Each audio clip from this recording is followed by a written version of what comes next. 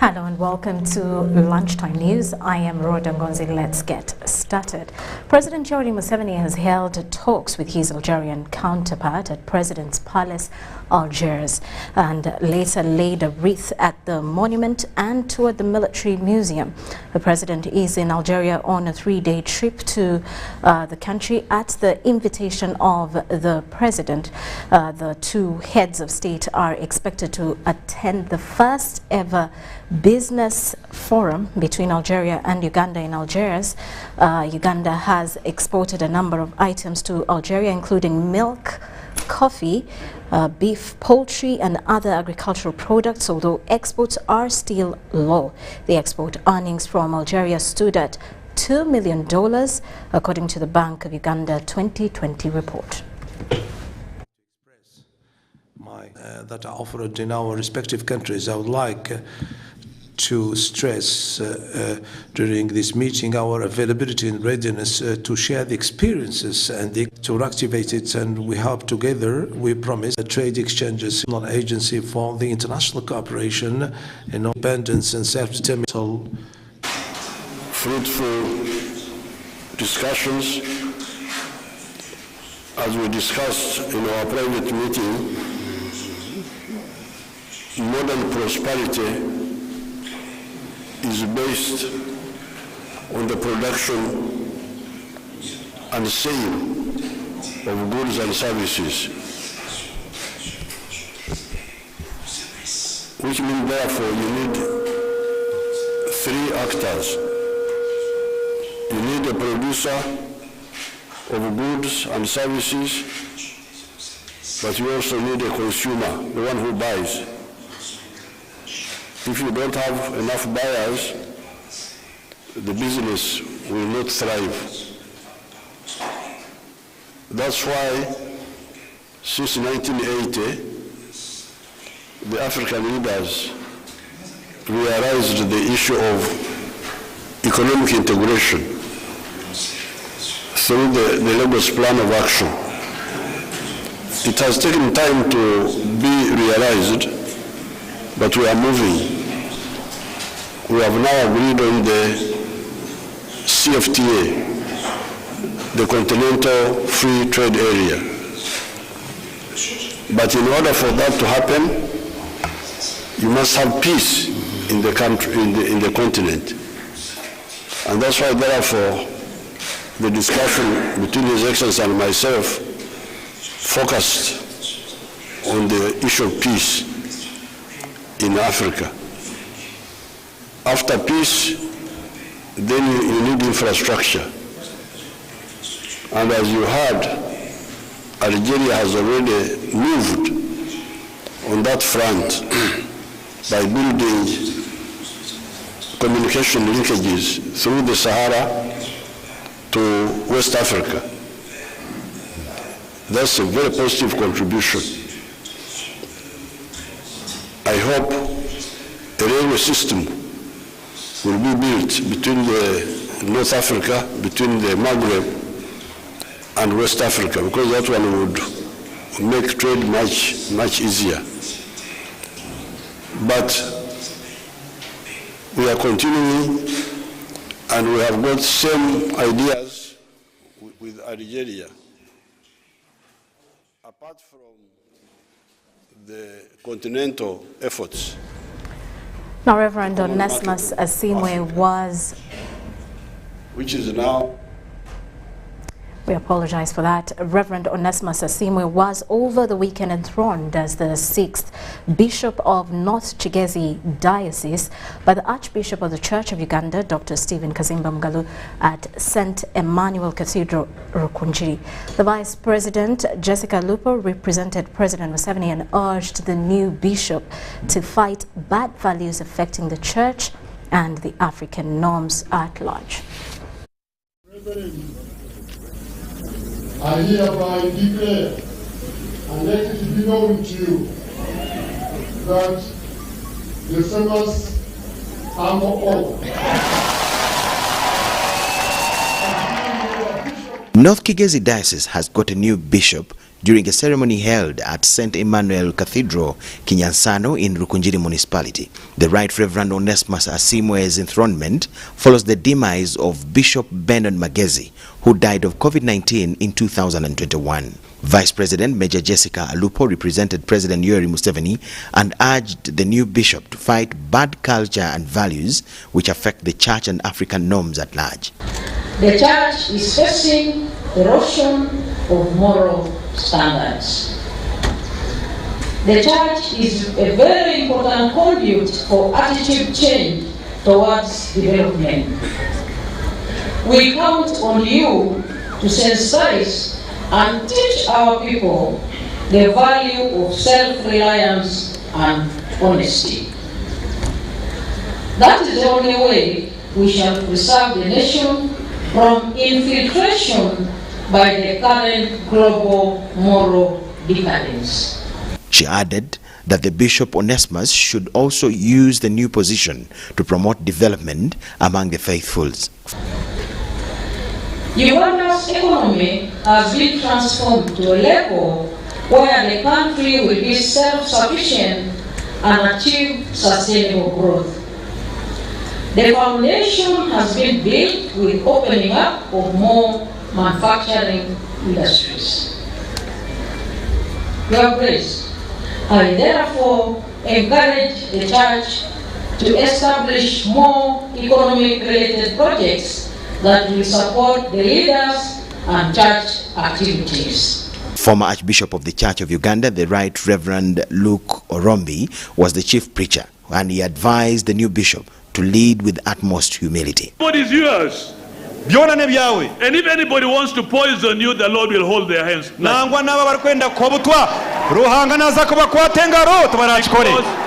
Hallelujah.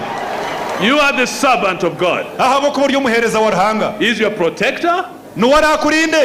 He is your defender. He's the one who opens door. And what he opens, nobody can close. My son, finally be humble. Be humble.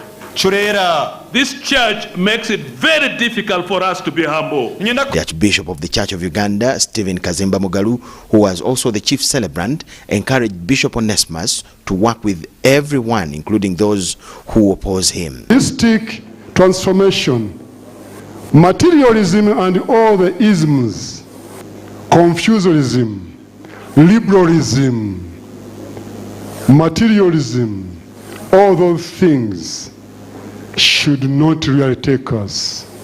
Enthronement attracted the first Deputy Prime Minister, Rebecca Kadaga, Minister for ICT, Dr. Chris Baryomunsi, State Minister for Economic Development, David Bahati, Sarah Mateke, State Minister for Finance, Henry Musasizi, and Minister for Security, Major General Jim Muhwezi, who was the chairperson organizing committee for the event. I want to assure you, I heard your charge, which is spot on.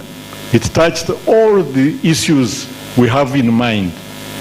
Of course, the revival, which we know very well and we want, but also the completion of this church and the rehabilitation and reviving Makowere High School.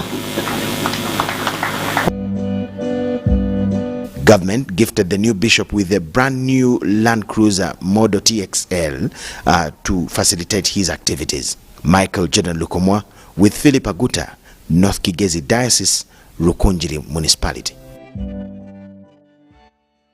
Now, the Prime Minister Robinah Nabbanja over the weekend made an on-spot inspection of the phosphate manufacturing plant in Osukuru, Tororo district. The purpose of the inspection was to identify challenges facing the factory to enable government to take necessary interventions to have it back in operation. The visit was a directive by President Yoweri Museveni. The multi-million-dollar phosphate manufacturing plant in Osukuru, Tororo district has stalled for over 2 years. Government has planned to initiate interventions aimed at getting this project out of its current crisis. So this is the dressing plant, and the other side, those equipment is for iron concentrate. Here is phosphate concentrate. So when the phosphate is taken out, the slag will go to the other side for the iron concentrate. That is for iron. Yeah, so this is the dressing plant. How long has it been done like this? Since 2021. Then we stopped manufacturing, but we sold the fertilizer up to end of 2021. Yeah, that's true. I came here in 2021, yes. And there was still a lot of fertilizer. Yes. It's now over. And now it's over. We have sold them. Sitting on over 265 square kilometers of land, the Uganda-China Free Zone of International Cooperation Project had planned to produce 300,000 tons of fertilizers, among other products. On behalf of government and the people of Uganda, the Prime Minister expressed concern, seeing such a big fertilizer plant suffocated and dormant. It was evident that no major operations had taken place at this factory. The installed infrastructure, such as buildings and machinery, lay in silence. A number of bags of bioorganic fertilizer in stock had gathered dust. I want to appreciate the investor for the resilience and the patience that they have exhibited in waiting for this matter to be resolved. We trust you are going to rejuvenate this project. Nabanja stressed the need to do sustainable exploitation of natural resources to enable the country achieve the much-needed economic transformation. Uganda is an agricultural country, and we are these days talking in terms of PDM, and we have a lot of hope that our people are going to be as productive as possible. So we need the fertilizers in this country. So the president directed me to come and inspect and do the monitoring of this facility so that we can come up with resolutions that can help this facility to move forward, and also, if it's possible, to attract other investors who can come to work side by side with this company. Currently, government is implementing a flagship program called the Parish Development Model that should benefit from increased fertilizer production. Nabanja said the president had established a cabinet subcommittee led by Minister in charge of Science and Technology, Dr. Monica Musenero, to take lead in reviving this phosphate factory.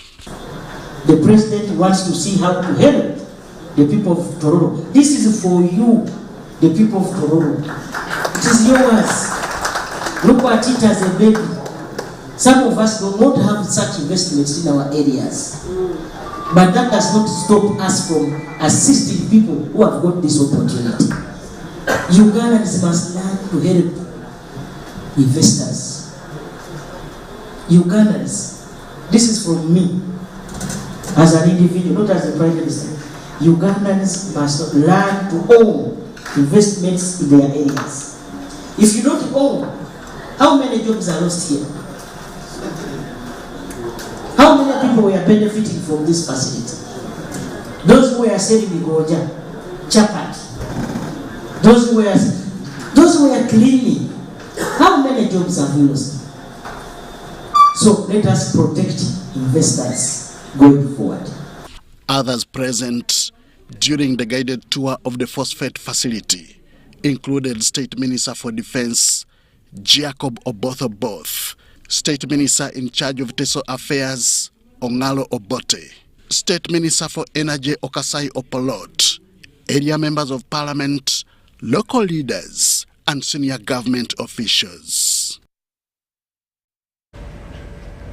Government is focused on providing a conducive environment and infrastructure to facilitate the broader utilization of ICTs to spur social and economic development. Now, according to Dr. Amina Zawade, Permanent Secretary, Ministry of ICT and National Guidance, the sector is essential in bridging the gender divide, in addition to accelerating the achievement of Uganda's money economy and Vision 2040 agenda. Access to information is for economic growth. It is vital in effectively delivering services that touch the needs of the citizens. The citizens get empowered to access service and participate in governance. Uganda has developed information, communication and technology infrastructure as a global commitment to improve digital inclusion and to realize the Sustainable Development Goals. The Permanent Secretary, Ministry of ICT and National Guidance, Dr. Amina Zawede, told UBC that the plan conforms to the National Planning Framework, the National Development Plan 2 and Vision 2040. Adoption and utilization of ICTs has empowered Ugandans and conforms to government's social and economic growth agenda. We have done the extension of the backbone to over now, I think, 40% to 50% of the country. To date, we boast of every out of 100 Ugandans, 55 Ugandans have a phone and others are connected to the internet. Then in terms of the services, we have many services going online for government and in the private sector. I think in the banking industry, everyone does online banking. However, stakeholders in the tech space still lament the cost of broadband, unfavorable policies, high taxation of imported internet-enabled gadgets and devices. So we are urging all players to collaborate and work with one another, work with government, work with the private sector to make sure that the digital system is safe, secure and affordable. Because at the end of the day, there can't be financial inclusion if there is no accessibility, affordability and availability. Inadequate access to the bandwidth that has limited the access to internet itself, and so the procurement or the purchase of what amount of bandwidth has been expensive. These are concerns, but the state of affairs and demand for data are driving internet uptake and could eventually lower costs. If we have few users online, then the maintenance of this network is all going to come onto these few users. So we want to bring more users online. We have so many youths in this country, and we're saying if everyone is hooked onto the internet, then we'll be able to have a high turnover of services being engaged on. We'll have revenue generated out of the services that they're being hooked onto. Right now, it is not the case. So that is why you find the cost high. Okay. So now, how do we get more people to get online? They need devices. They need a phone. They need a laptop. But these gadgets are expensive. So we're saying, if we can have subsidies on these devices or taxes waived and we get more people online, then we'll eventually get the cost of internet down. But government is committed to bridging the gender divide in the digital space, which is in line with this year's International Women's Day theme, Digital Innovation and Technology for Gender Equality. The advice I give to the girl child out there is to believe in themselves. I think I always have motivational placards. Yeah, motivational placards in my office for anyone who visits. There are many more. Some of them are, you have to do it right now. Otherwise, if you don't seize the moment and opportunity now, then it is gone. So I urge all girls that, I am here, the Permanent Secretary of the Ministry of ICT, a woman who has been raised as a girl and has done sciences, but it is about believing in yourself and that you can do it.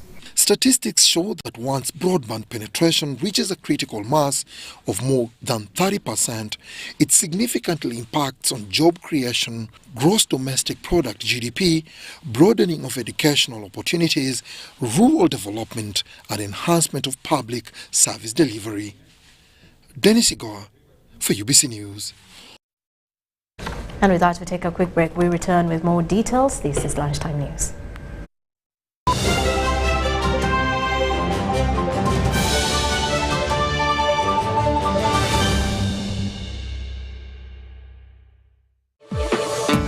with freedom. Get MTN Freedom voice bundles that don't expire. Dial *100 *21# or my MTN app for more bundles. Together, we're unstoppable. This isn't just a girl. She is the future. This is a teacher, a doctor, a community leader, our future president. This is our family's pride. This is my friend.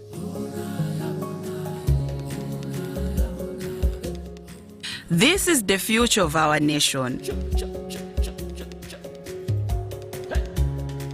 She is the future of Uganda, and the policies I enact today will protect her from teenage pregnancy. She is the hope of our community, and I will talk to others about how we must protect her.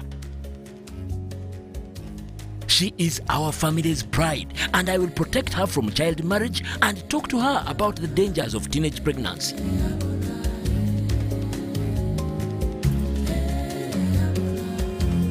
We each have a role to play in empowering our teenage girls to protect them from child marriage and pregnancy, because when we empower them, we empower our nation. Protect the girl, save the nation. Their support meant so much to me. I stayed focused and was protected from child marriage and teenage pregnancy. I will support other girls against child marriage and teenage pregnancy. Take action. Report any case of defilement or child marriage to the police or call Sauti 116.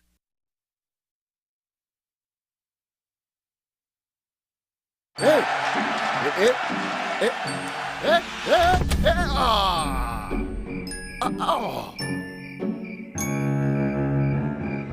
Paying your bills the old way. Let's go. Just need to buy some power. Paying your bills with the My Airtel app. Bro, there's a line. You have the power in your pocket. The power to instantly pay your bills hassle-free. Unlock that power with the My Airtel app. Visit the App Store or Google Play now.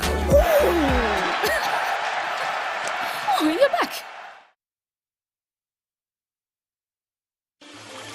The Uganda Water and Environment Week is back. Join us as we deliver value internally and externally by promoting a multinational integrated approach that links all sectors of water and environment, and also explore and deliberate on the water and environment resources to climate resilience. The week commemorates 3 sector days of World Water Day, World Forestry Day, and World Meteorological Day. The Uganda Water and Environment Week will take place from 12th to 17th March 2023 at the Ministry of Water and Environment headquarters in Luzira, under the theme Water and Environment for Climate Resilient Development. Uganda Water and Environment Week is organized by Ministry of Water and Environment through the Water Resources Institute with support from development partners.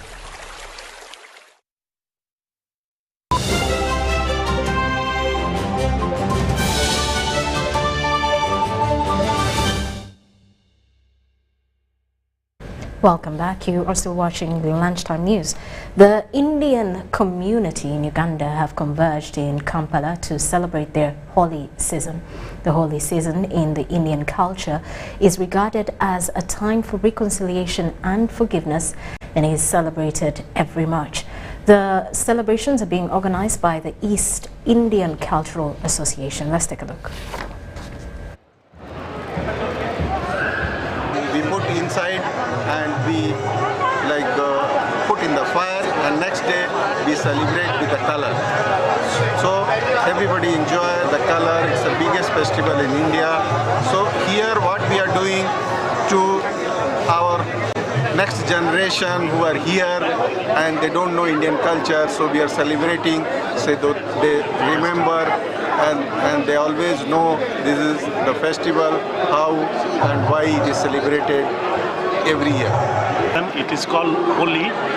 The colorful Holi, which one we are celebrating under banner of the ICA, East India Cultural Association, organize a Holi function, which one we organize every year from last 10 years, and then we are celebrating the Holi celebration.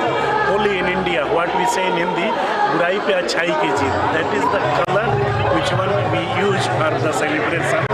And today is the musical night, the musical evening. The East India Culture Association, under the banner of the Indian Association, we celebrate that. This East India Cultural Association organizes a Holi function, which one we organize every year from last 10 years. And then we are celebrating the Holi celebration. Holi in India, what we say in Hindi, बुराई पे अच्छाई की जीत.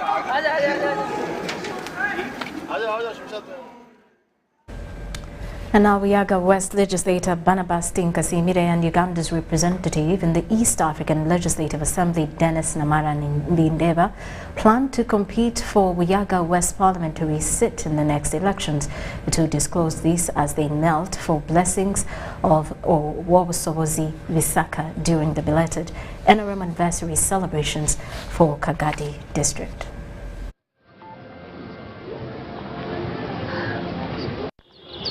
May Almighty God bless this day in the name of the Father, and of the Son, and of the Holy Spirit. Uandike hai lohagira upresident Museveni leo sasa tunaendeleza itumagira hapa mafuta yekeka unanie hawa kuwa mzee kasoko mkuturo mkiba nafa nimeitana batandikaendeleza wakura ya kamudei kukwera atakwera Museveni ajaro mali hato bakado kusakwa mwebembezi otende ekyokweza abantu owanyu ekwakusa kukuza leo mwebembezi mwene kuleba industries kuona kwa abantu wetu bakula katale ekebiti bakulima niko mrama kwa NRM ekikusemayo bakuwa nyowe bawe banzanire nyuma yongana kosokonyo bantu nyote na watu 26 timu hakuwa yowe nikakuta wizi serving is fat kisanja as timu hakuwa is available in 2026 yego kakati basaba muje katonda yagambye atena mwene mukiriza oda tukano ngamugamba muzeyi tapa sijui kumeini sijui wapi ebyo byonna si bikulu kati ekikulu kiri nti muzeyi mu 2026 ensi yonna egamba sebo jangu okole ekisanja kyekyokubiri kubasindikira sente zemutandikirako kati enkuba etandise okutonnya mbasaba sente zino kati mugende mutegeke ennimiro mwabalondo okusooka okufuna wabula buli omu ajja kufuna kubanga tujja kubawa miliyoni 10 buli muluka kakati mugende mutegeke ennimiro so that waba bagamba nti obudde butuuse mugende mujeyo sente ate si kutangatanga mwombeke ebitooke emwanyi n'ebiki ebirala hili site hautunikiriza imekoga hali yensi yona okutwara okusima kwange kuni ndi hano nabaikiriza obumu n'abanywanyi bange baike enyikiriza nuko kwekire mu nsi yona era abantu bona bakangira president hautunikiriza Kongo Tanzania bagibona saze ngo ndibone barura umurimo gugenda.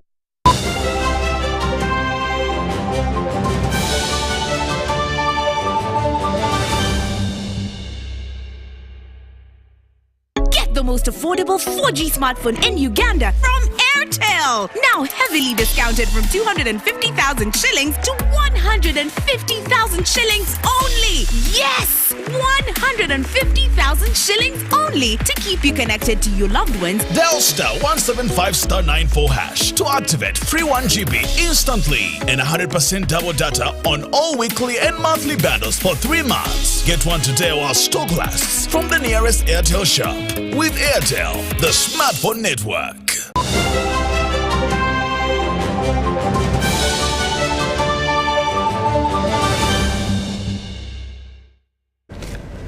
Welcome back. And now on the international scene, Ukraine and Russia have reported inflicting heavy losses as the battle for Bakhmut rages on. Moscow has been trying to take the eastern Ukrainian city for months in a grinding war of attrition. Ukrainian President Volodymyr Zelensky said Russian forces had suffered more than 1,000 deaths in the past few days, with many more seriously injured. Russia said it had killed more than 200 Ukrainian service members over the past 24 hours. Now, analysts say Bakhmut has little strategic value but has become a focal point for Russian commanders who have struggled to deliver any positive news to the Kremlin. Capture of the city would bring Russia slightly closer to its goal of controlling the whole Donetsk region, one of 4 regions in eastern and southern Ukraine annexed by Russia last September following referendums widely condemned outside Russia as a sham. Used that artillery to force the Russians out of towns they'd occupied in the east.